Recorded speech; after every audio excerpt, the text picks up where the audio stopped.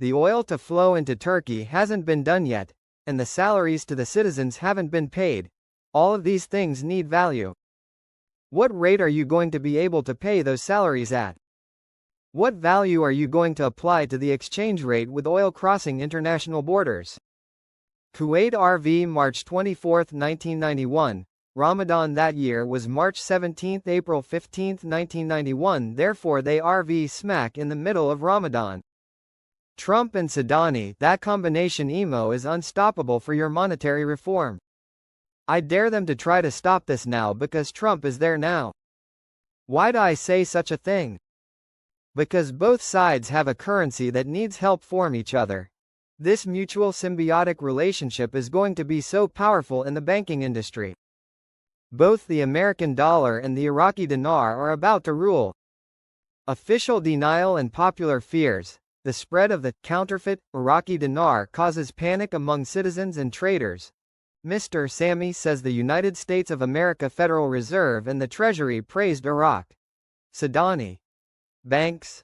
CBI. On our cash distribution system that we have in place now. They say it's the fastest in the world. Why would we need something so fast and advanced for 1310? Frank, it was the U.S. Treasury that established the cash distribution center. I believe we're going to see the new exchange rate soon. This system is in order to facilitate the distribution of the lower notes that are soon to be coming out.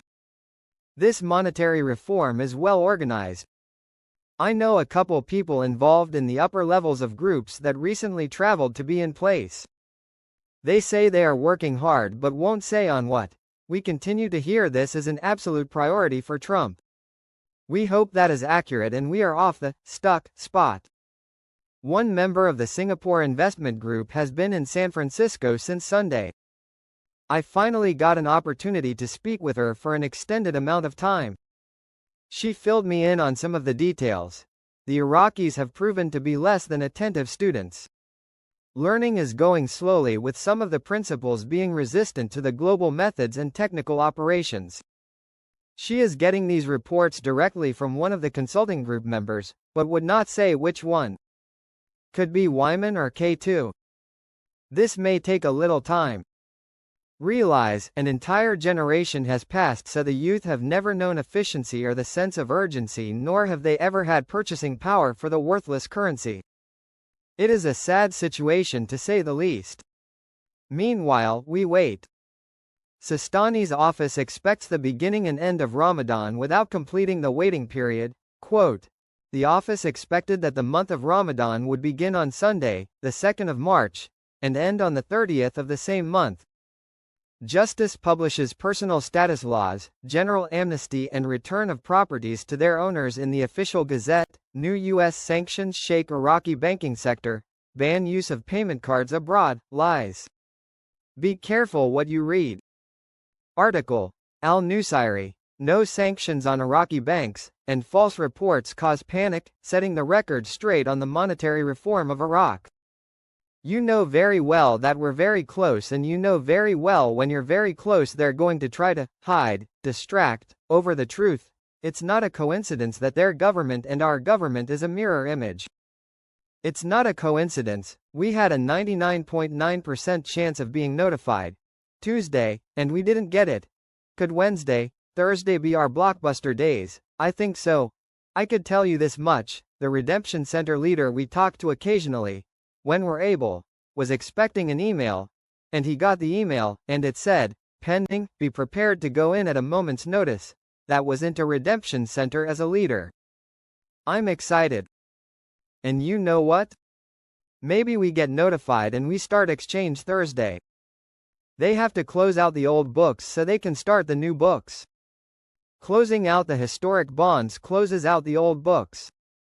Bond facilitators told me they pay the commissions out first in fiat money. Then the bonds themselves will be paid in asset-backed.